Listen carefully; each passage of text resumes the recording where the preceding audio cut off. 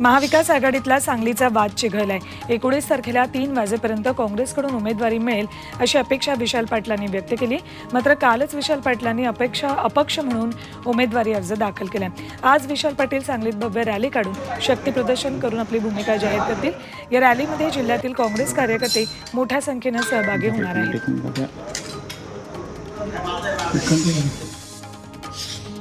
माढ्याचे उमेदवार आज अर्ज दाखल करणार आहेत। शरद पवार गटात नुकताच प्रवेश केलेले धैर्यशील मोहिते पाटील आज माढ्यातून उमेदवारी अर्ज भरणार आहेत, तर त्यांच्या विरोधात उभे असलेले रणजितसिंह निंबाळकरही आजच अर्ज दाखल करणार आहेत।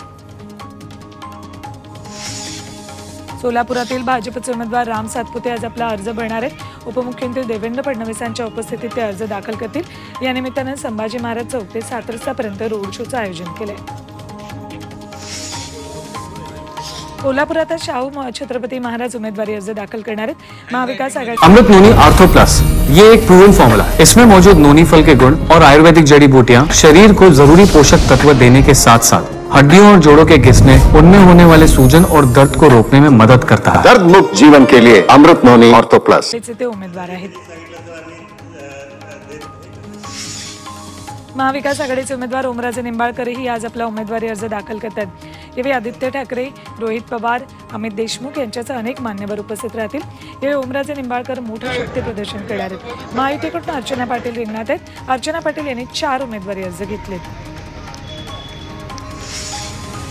नाशिक शिवसेना जिल्हा प्रमुख अजय बोरस्ते यांनी पुन्हा एकनाथ शिंदेंची ठाण्यात भेट घेतली।